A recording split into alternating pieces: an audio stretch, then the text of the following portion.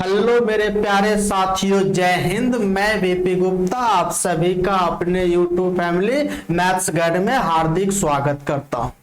चलिए आज हम लोगों के साथ हम आप लोगों के सामने एक मजेदार शानदार जानदार सेशन लेके आए हैं। उसका नाम है उस सेशन का नाम है फटाफट रिवीजन सीरीज। और आज हम लोग फटाफट रिवीजन सीरीज में बहुत अच्छे अच्छे क्वेश्चन जो है सो कलेक्ट करके आपके सामने लेकर आया हूं और हम इसको आज आपके सामने इस सेशन को डिस्कस करेंगे। और ये मैं आपको ये गारंटी दे सकता हूं, ये सेशन आप जो है सेशन को लास्ट तक देखिएगा ताकि आपको ये सेशन आपको बहुत ही मजेदार रहने वाला है। तो आप सभी इस सेशन को ज्यादा से ज्यादा प्यार दीजिएगा, सपोर्ट कीजिएगा और इसको हम लोग जो है स्टार्ट करते हैं।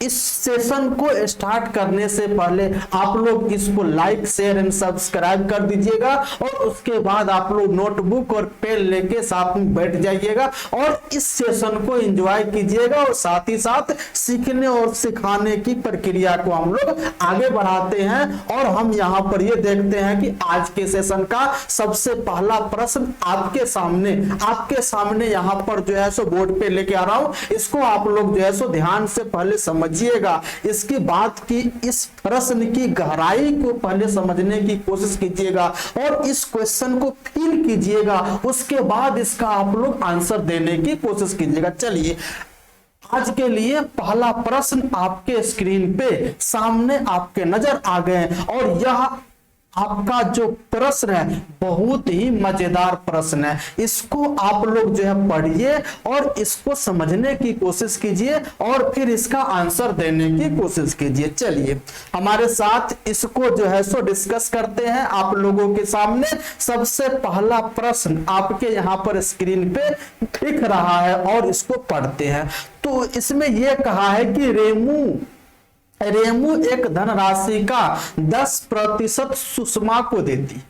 रेमू के पास कुछ धनराशि है तो हम सपोज कर लेते हैं कि रेमू के पास कितना 100 यूनिट धनराशि, क्योंकि परसेंट में बात की जा रही है। तो अगर परसेंट में बात की जाए तो आपको टोटल धनराशि आप 100 यूनिट मान के चलिएगा। क्योंकि 100 यूनिट का परसेंटेज में निकालना थोड़ा आसान हो जाता है। तो अगर हम जो है रेमू के पास मान लिए टोटल धनराशि 100 यूनिट था, कितना था 100 यूनिट था। अब हम इस 100 यूनिट में ध्यान से देखिएगा तो इसमें यह कहा है कि 10% सुषमा को देती है, उसके बाद शेष धनराशि का 20% रेखा को देती है, फिर शेष धनराशि का 50% सुरभि को देती है और फिर शेष धनराशि का 40% अवनी को देती है। अब उसके पास 2700 रुपए की धनराशि है। ध्यान से इस बात को देखिएगा, उसके पास लास्ट में कितना रुपया बचा, उसके पास लास्ट में 2700 रुपया बचा। तो अब आपको यहां से बचा के चलना पड़ेगा। तो यहां से ध्यान से देखिए, इसका वह 10% किसी को दे दिया, किसको दिया, तो वह जो है सुषमा को दे दिया। तो उसके पास कितना बचा, तो इसका 90% यानी 90% मतलब 90 यूनिट इसके पास बच गया। बात खत्म। उसके बाद कहा है कि इस यानी शेष धनराशि का अर्थ 90 यूनिट का 20% वह रेखा को दे दिया। तो अगर इसका 20% अगर रेखा को देता है तो उसके पास शेष धनराशि कितनी बचेगी, तो इस 90 का 80% बचेगा। तो 90 का 80% 9/72 यूनिट आपका होगा।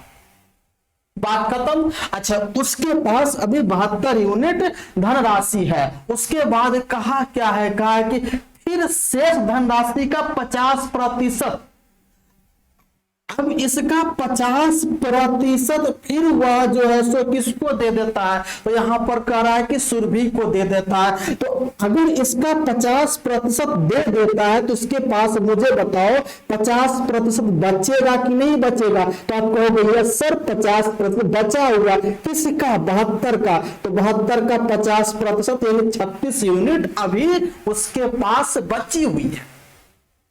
उसके बाद है 36 यूनिट बची हुई है। उसके बाद यहां पर ये कह रहा है कि शेष धनराशि का, तो शेष धनराशि आपका 36 यूनिट है। अब इस 36 यूनिट का 40% अवनी को दे देता है, यानी 36 यूनिट का कितना 40% किसको देता है, तो वह देता है अवनी को दे देता है। तो उसके पास कितनी बची, तो यानी इसका 60% बचा हुआ, किसका, यानी 36 का 60% बचा हुआ है। और यह 36 का जो 60% अभी बचा हुआ है जो किसके बराबर है, तो उसके पास शेष बचा हुआ 36 का 60% मतलब हो गया 3/5 बचा हुआ, जो इतना यूनिट अभी उसके पास है, जो किसके बराबर है, यह 2700 रुपए के बराबर है। किसके बराबर है, तो 2700 रुपए के बराबर है। उसके बाद यहां से हम जो है उसको निकालेंगे, ये 3 से काटेंगे तो ये हो जाएगा आपका 900। उसके बाद ये 9 से कटेगा तो यह 100, और ये जो है सो 9 चौक 36, 4 से काटेंगे तो ये हो जाएगा 25। तो यहां पर ध्यान से हमारी बात को सुनो, 1 यूनिट का मान कितना हो गया, यानी 25 × 5 यानी 125 रुपया, यानी 1 यूनिट का मान कितना आ गया, तो 125 रुपया आ गया।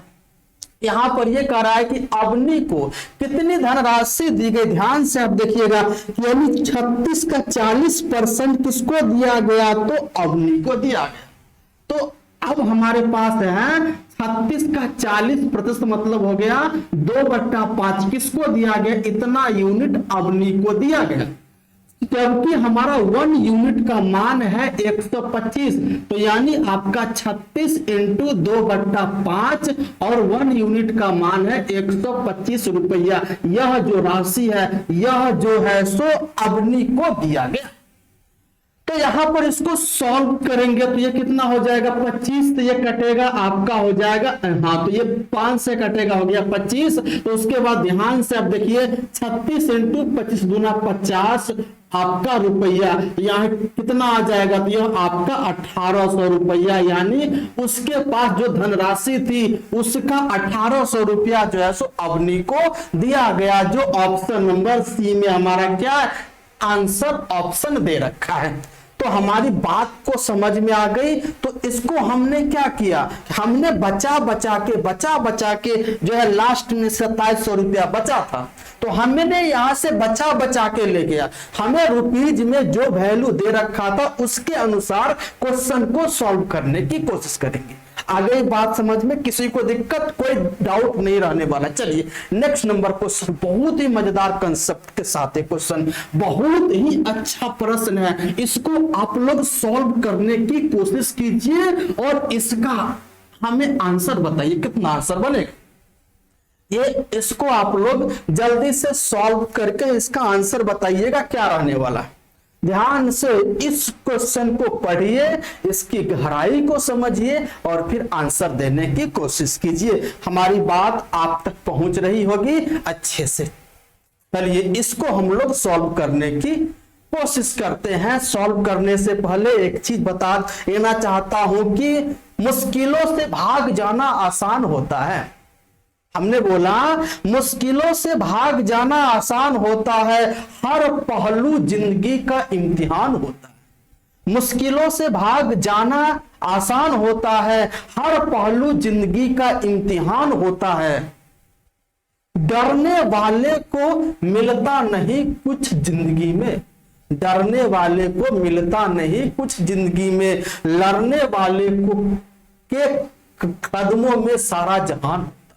तो आपको लड़ना है, डरना नहीं है, मैथ से डरना नहीं है। मैथ्स को जो है सो उसका जो डर है उसको भगाना, उससे आपको लड़ना पड़ेगा। अगर आपका डर को भगाना है ना, उससे आपको लड़ना पड़ेगा। जब तक जो है लड़ोगे नहीं, जब तक मैथ से आप जो है सो वार्तालाप डरोगे, मतलब जब तक डरते रहोगे तब तक मैथ्स नहीं आएगी। मैथ्स को सीखने के लिए मैथ से मुकाबला करना पड़ेगा, उसको बार बार सीखने की कोशिश करनी पड़ेगी। तो हाँ, तो आइए ये प्रश्न क्या है उसको देखते हैं। यहां पर ये कह रहा है कि एक आदमी 22,000 रुपए में एक रेफ्रिजरेटर खरीदता है, परिवहन के लिए 1000 रुपया और अतिरिक्त यानी 2000 रुपया उसकी स्थापना के लिए। अरे सिंपल सी बात है, 22,000 में वह रेफ्रिजरेटर खरीदा, 1,000 वहां से लाने में उसको लगा और उसके बाद वहां से लाके घर पे लाया, घर पे इंस्टॉल करने में यानी उसकी स्थापना करने में 2000 रुपया जो है सो लग गया। तो यानी कि उसने अपने घर पे 25,000 में रेफ्रिजरेटर पे टोटल खर्चा हुआ, यानी रेफ्रिजरेटर पर जो लागत मूल्य है वह आपका 25,000 रुपया है। उसके बाद यहां पर कह रहा है कि पूरे लेन देन में 15% का लाभ प्राप्त करने के लिए कितना में बेचना पड़ेगा। अरे भैया इसको आप 15% लाभ पर बेच दो, यानी 115% पर आपको सेल करना पड़ेगा। हो गया, तो यह 100% अपने आप का, इस पर 15% का लाभ लेना है तो 115% बटा में हो गया, बात खत्म है। 00 से 00 ये हो गया 250 इंटू 115। अब आप ध्यान से देखो, 25 यानी 250 को अगर 100 से मल्टीप्लाई करते हैं तो 25,000 आपका हो जाएगा, और प्लस 15 को 250 को 15 से मल्टीप्लाई, 25 को 15 से तो 375 यानी 10, यानी कितना हो गया आपका 28,750 आपका उसका सेलिंग प्राइस होगा। कब? जब 15% का लाभ होगा तब, यानी 28,750। ऑप्शन नंबर सी आपका क्या बनेगा? सही उत्तर बनेगा। किसी को कोई समस्या? बिल्कुल नहीं। उसने 22,000 में खरीद के लाया, फिर 1,000 रुपये परिवहन पे खर्च हुआ, 2,000 रुपये स्थापना पे खर्च हुआ, यानी टोटल लागत हो गया 25,000। अब इसको 15% के लाभ पर बेचना चाहता है, 115% पर सेल करेगा, मल्टीप्लाई करके आंसर निकाल दिए। कितना आसान क्वेश्चन है। चलिए नेक्स्ट नंबर क्वेश्चन, इसको आप लोग सॉल्व करने की कोशिश कीजिए जल्दी जल्दी जल्दी फटाफट। इसका नाम ही है फटाफट रिवीजन सीरीज, तो आपको फटाफट आंसर भी देना होगा मेरे मित्र। इसका नाम ही है फटाफट रिवीजन सीरीज। तो यानी मुश्किलों से भागना नहीं, क्योंकि मुश्किलों से भागना तो आसान होता है भाई, भागना नहीं, मुश्किलों से लड़ना। अगर हमारे जीवन में कई मुश्किलें आती है तो उससे लड़ना है मेरे मित्र, भागना नहीं है कभी भी। चलिए उसी के साथ इस प्रश्न को कीजिए, ये आपके सामने एक प्रश्न है, इसको सॉल्व करने की कोशिश कीजिए, जल्दी से सॉल्व कीजिए। क्या आंसर आप लोग इसका दीजिएगा। यहां पर ये कह रहा है कि पी क्यू और आर, पी क्यू और आर एक कार से यात्रा कर रहे हैं। पी पहले घंटे के दौरान 40 किलोमीटर प्रति घंटा की चाल से यात्रा करा। ध्यान से देखिए, पी पहले घंटे के लिए स्पीड रहा 40 किलोमीटर प्रति घंटा। अब कह रहा है क्यू, उसके बाद यहां पर कह रहा है कि क्यों अगले 2 घंटा को, इसके बाद नेक्स्ट 2 घंटा तक यात्रा किसने किया? क्यों, किस स्पीड से? तो 50 किलोमीटर प्रति घंटा की चाल से उसने यात्रा किया। उसके बाद है आपका आर, यानी उसके बाद है आपका यहां पे आर कह रहा है कि अगले 3 घंटे के दौरान इसने इसके अगले 3 घंटे के दौरान 60 किलोमीटर प्रति घंटा की चाल से यात्रा किया। इसकी पूरी यात्रा का यहां पर यह कह रहा है, यदि अपने गंतव्य स्थल पर यानी ठीक 6 घंटे बाद पहुंचता है, यानी पूरी यात्रा में टोटल समय कितना लगा? 6 घंटा। अब इसका पूछ रहा है कि एवरेज स्पीड क्या बनेगा। Average speed is equal to क्या होता है?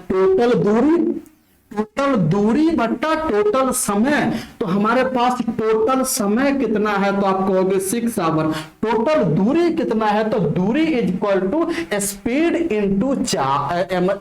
इंटू समय आपका होता है। यानी दूरी, तो यानी स्पीड 40 कितना देर चला? 1 घंटा, तो यानी कितना दूरी जाएगा? 40 किलोमीटर। स्पीड 50 कितना देर? 2 घंटा, तो कितना दूरी जाएगा? 100 किलोमीटर। स्पीड 60 कितना देर तक चला? तो 3 घंटे तक चला, कितना दूरी जाएगा? 180 किलोमीटर जाएगा। हो गई बात।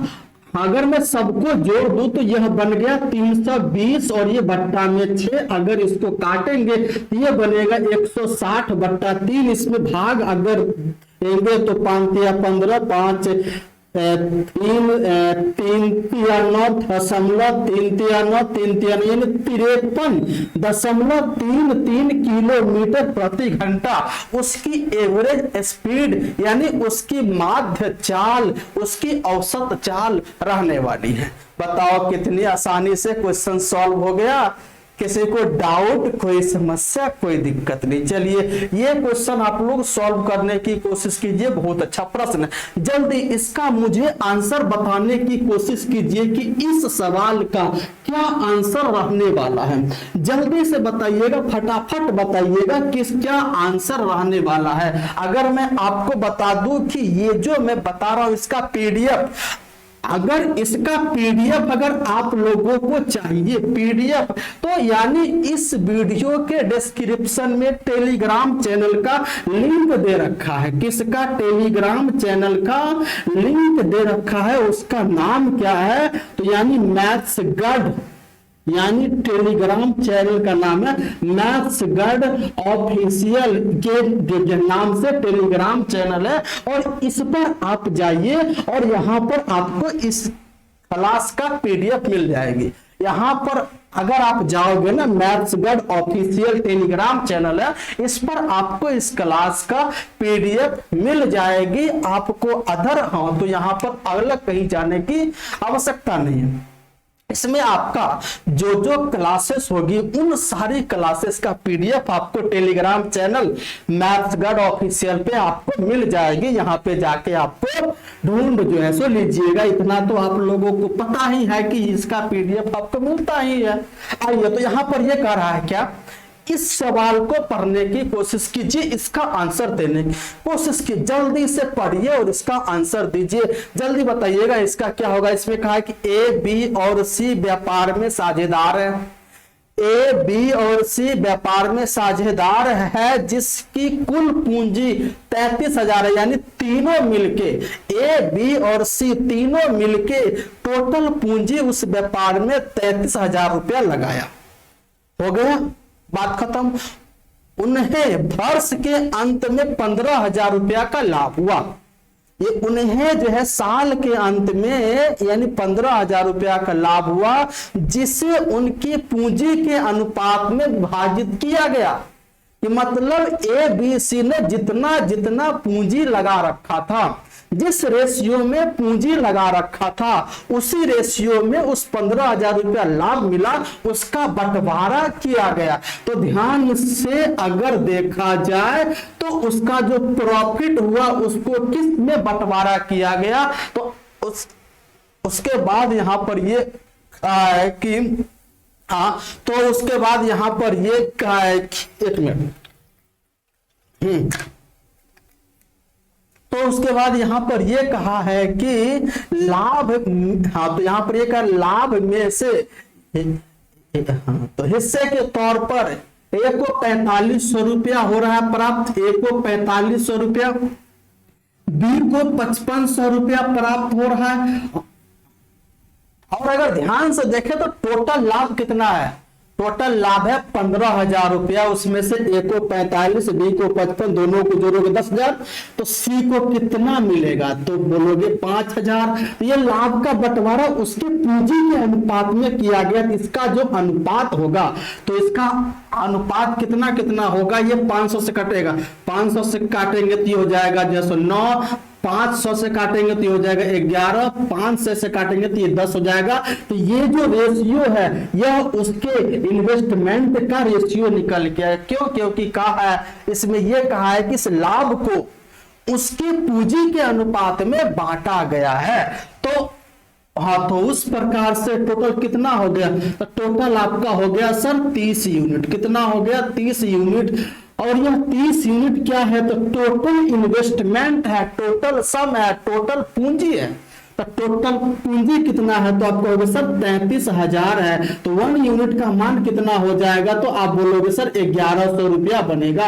1 यूनिट का मान आपका 1100 रुपया यहाँ पर बनेगा। तो हमसे पूछा है कि सी की पूंजी कितनी थी, यानी सी की पूंजी आपका 10 यूनिट है, तो यानी 10 इंटू 1 यूनिट का मान 1100 रुपया। तो हमारे पास कितना आ गया, टोटल 11,000 रुपया आपका हो गया सी की पूंजी 11,000 रुपया। अगर यहां पूछता बी की पूंजी तो 11 इंटू 1100, अगर पूछता ए की पूंजी तो 9 इंटू 1100 हम आसानी से निकाल लेते। तो 11,000 रुपया यानी ऑप्शन नंबर ए हमारा क्या बना, सही उत्तर बना। ऑप्शन नंबर ए हमारा यहाँ पर राइट आंसर बन गया। बताइए किसी को दिक्कत, कोई समस्या? बिल्कुल नहीं, कितने आसानी से हम लोगों ने निकाल लिया। चलिए नेक्स्ट नंबर क्वेश्चन, इस प्रश्न को आप लोग ध्यान से पढ़िए और फिर आंसर देने की कोशिश कीजिएगा जल्दी से। इस प्रश्न को, ये आपके लिए अल्टरनेटिवली का प्रश्न है,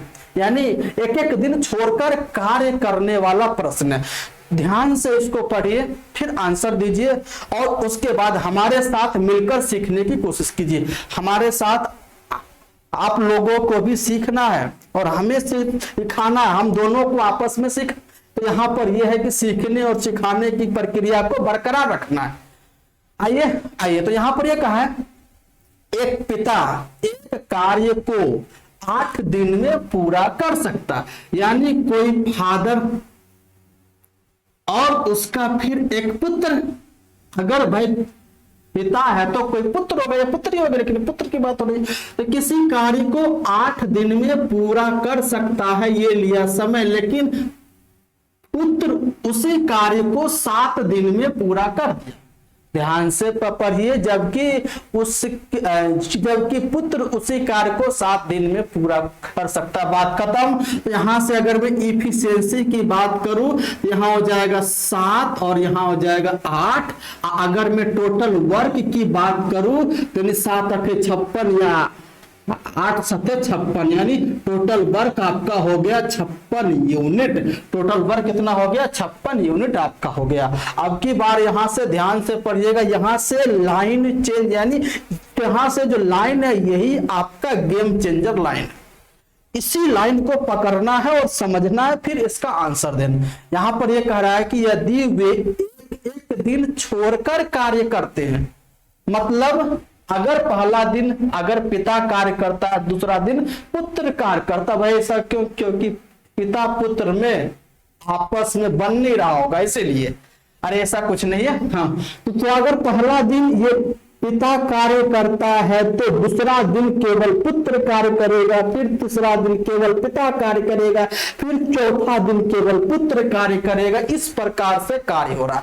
अच्छा, इसमें तो ये हो गया, लेकिन यहां पर देखना शुरू कौन करता है, ध्यान से देखो। और पिता कार्य शुरू करता है, यानी पहला दिन फादर कार्य करेगा, दूसरा दिन पुत्र कार्य करेगा।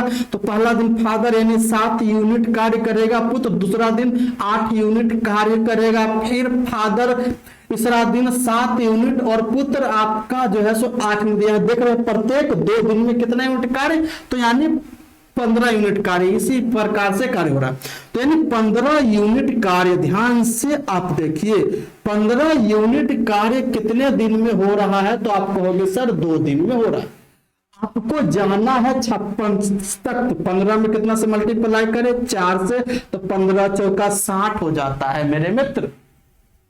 15 चौका हो जाता है 60, तो हम 4 से तो मल्टीप्लाई नहीं कर सकते, 3 से करेंगे। तो इधर भी आपको 3 से। तो ध्यान से आप देखिए, 45 यूनिट कार्य कितने दिन में हुआ, तो 6 दिन में हो गया 45 यूनिट कार्य। अब इसके बाद कौन कार्य करेगा, तो इसके बाद पिता कार्य करेगा। तो यानी 7 यूनिट कार्य पिता कितने दिन में करेगा, आप कहोगे सर 1 दिन में करेगा, यानी 15 7 52। अब कितना बच गया, 4 यूनिट। जबकि पुत्र की क्षमता क्या है, 1 दिन में 8 यूनिट कार्य करता है, लेकिन आपको उससे 4 यूनिट ही कार्य करवाना है। तो यहां से ध्यान से देखिएगा, पुत्र पुत्र जो है हमसे, पुत्र से 4 यूनिट कार्य करवाना, पुत्र एक दिन में 8 यूनिट, तो यानी 4 यूनिट करने में कितना दिन लगेगा, 1/2 दिन यानी आधा दिन। तो ये टोटल के टोटल आपका हो गया 56 यूनिट, यानी 56 यूनिट, और ये हो गया आपका 7.5 दिन, यानी 56 यूनिट कार्य को 7.5 दिन में कंप्लीट कर देगा, जो ऑप्शन नंबर ए हमारा क्या है, सही उत्तर है। बताइए किसी को कोई समस्या, कोई दिक्कत? बिल्कुल आसानी से क्वेश्चन सॉल्व कर दिए। अब हम आगे बढ़ते हैं, इस प्रश्न को देखते हैं कि कौन जल्दी सॉल्व कर पाता है। बहुत ही मजेदार क्वेश्चन है, और ये जो प्रश्न है आपके जो है सो यानी आपके सारे माइंड को खोल के रख देगा। अगर ये प्रश्न आपने जान लिए तो आप समझिए टाइम एंड वर्क आपके लिए कुछ भी नहीं है, बिल्कुल आसान है। इसका शॉर्टकट अप्रोच भी हमको जानना है कि जल्दी कैसे सॉल्व करेंगे उसके बारे में। तो इसको आप लोग ध्यान से पहले पढ़िए और उसको सोचिए, उस पर मनन कीजिए, उस पर विचार कीजिए कि इसका कैसे आंसर निकल सकता है। जल्दी जल्दी बताइएगा इसका आंसर क्या होगा, फटाफट जल्दी से बताइएगा, फटाफट बताइएगा इसका आंसर क्या रहने वाला, जल्दी जल्दी जल्दी। चलिए हम यहां पर इसको पढ़ते हैं। क्या कहा, एक आदमी और एक लड़का एक साथ कार्य करते हुए किसी कार्य को 24 दिन में करा समाप्त कर सकते। कोई एक आदमी है, तो यानी हम मान लेते हैं आदमी यानी मैन, और एक लड़का, दोनों साथ मिलकर यदि कार्य करता है ना तो उसको 24 दिन में कंप्लीट कर देता है। बात, एक आदमी है और उसके बाद एक लड़का है, एक आदमी और एक लड़का दोनों साथ मिलकर यदि कार्य करता है तो उस कार्य को 24 दिन में कंप्लीट कर देता है। बात खत्म। लेकिन अगर ध्यान से इस बात को देखिए, यहां से गेम चेंजर वाली लाइन है, इसी लाइन को हमें यहां पर देखना है। तो क्या कहा उसने, कहा है कि यदि अंतिम 6 दिन में आदमी अकेले कार्य करे तो कार्य 26 दिन में समाप्त। ध्यान से मेरी बात को देखिएगा, अगर अंतिम 6 दिन आदमी अकेले कार्य करे तो कार्य को समाप्त होने में 26 दिन लगता है। इसका मतलब क्या हुआ, इसका मतलब अगर कार्य को समाप्त होने में 26 दिन लगता है और अंतिम के 6 दिन आदमी अकेले कार्य करता है, तो इसका मतलब है कि आदमी और जो है लड़का साथ मिलकर 20 दिन तक कार्य किया होगा। अरे बोलो हाँ या ना, आदमी और लड़का साथ मिलकर 20 दिन तक कार्य किया है कि नहीं किया है? आप बोलोगे बिल्कुल किया। तो यहां से हमारी बात ध्यान से देखो, कार्य कितना जो बच गया। तो यहां पर आप देखो, मैन और वाई के लिए अगर दोनों साथ काम करे तो उस काम को कंप्लीट करने में 4 दिन अभी और लगते हैं। लगेंगे कि नहीं लगेंगे? सबसे पहले इसको आप लोग पहले समझो। यहां पर यह कहा है कि आदमी और लड़का अगर साथ मिलकर काम करे तो उस काम को 24 दिन में कंप्लीट कर सकता है। लेकिन यहां पर यह कहा है कि अंतिम के 6 दिन आदमी अकेला कार्य करे तो कार्य समाप्त होने में 26 दिन लगता है। अगर कार्य समाप्त होने में 26 दिन लगता है, अगर कार्य समाप्त होने में 26 दिन लगता है, तो यानी यहां पर ध्यान से देखो, अंतिम के 6 दिन में आदमी अकेला कार्य किया। इसका मतलब क्या निकला? इसका मतलब यह निकलेगा कि आदमी और लड़का दोनों मिलकर 20 दिन तक तो कार्य किया होगा ना साथ में। तो यहां पर देख रहे, आदमी और लड़का दोनों 20 दिन तक साथ में कार्य किया। अब जो शेष कार्य जो बचा, उस शेष कार्य को आदमी अकेला 6 दिन में पूरा किया। ध्यान से देखिएगा, उस शेष कार्य को आदमी अकेला 6 दिन में पूरा करता है। लेकिन अगर दोनों साथ मिलकर कार्य करता, आदमी और लड़का, तो उस शेष कार्य को 4 दिन और करता, तब कंप्लीट होता है। लेकिन वह जो अकेला आदमी है 6 दिन अकेला काम कर कंप्लीट कर गया। तो यहां से मुझे बताओ, इतना काम जो है ये आदमी कर रहा है, उतना ही काम ये दोनों मिलकर कर रहा है। इन दोनों का एलसीएम लोगे 12, तो अगर इसका एलसीएम 12 तो इसकी क्षमता कितनी हो गई 3 और इसकी क्षमता कितनी हो गई आपकी 2। तो यहां से देख रहे हैं कि आदमी की क्षमता 2 और आदमी प्लस और उस लड़के की क्षमता निकल के आ गई 3। ये रहा इसकी इफिशियंसी। अगर मैं बात करूं टोटल वर्क कितना होगा, तो टोटल वर्क यानी जिसका समय उसका क्षमता, तो हमें ये बताओ आदमी और लड़का दोनों मिलकर 24 दिन में कार्य कर सकता है और आदमी और लड़का की क्षमता कितनी है 3 यूनिट है। इसका मतलब है टोटल वर्क आपका 72 यूनिट हो गया। हो गई कि नहीं हो गई? अब उस टोटल वर्क को उस लड़के से काम करवाना, तो रिक्वायर्ड आंसर 72 यूनिट किससे काम करवाना? उस लड़का से। तो लड़का की क्षमता कितनी हो जाएगी? जब आदमी और लड़का की क्षमता है आपका 3 और आदमी की क्षमता है 2, तो उस लड़के की क्षमता 3 - 2 यानी कि आपका 1 कितना हो जाएगा 72/1, यानी कि लड़का अकेला उस कार्य को 72 दिन में कंप्लीट करेगा। तो ये क्वेश्चन बहुत ही बढ़िया प्रश्न था।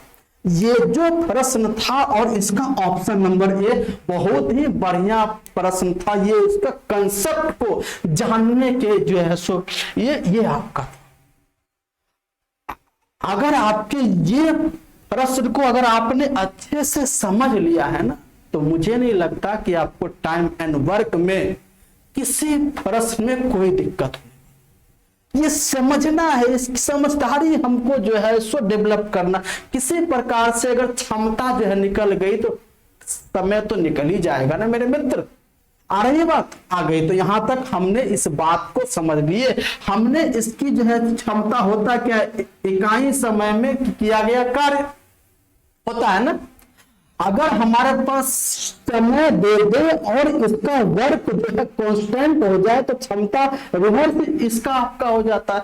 तो ये जो रेशियो है इसका रिवर्स आपका क्षमता निकल के आया कि नहीं निकल के आ गया। बहुत ही अच्छा प्रश्न है, बहुत ही मजेदार प्रश्न है। आपको इस प्रश्न में किसी प्रकार की कोई डाउट नहीं हुई होगी। तो हमारी बात को यहां तक समझ गए। चलिए बात खत्म करते हैं। यहां तक हमने आपको सामने फटाफट रिवीजन सीरीज हमने आपको यहां पर डिस्कस करने की कोशिश किया। और मैं एक बार फिर से बता दूं कि अगर आपको पीडीएफ चाहिए, पीडीएफ, तो आपके लिए जो है सो टेलीग्राम चैनल क्या है, टेलीग्राम चैनल, उसका नाम है मैथ्स गढ़ ऑफिशियल।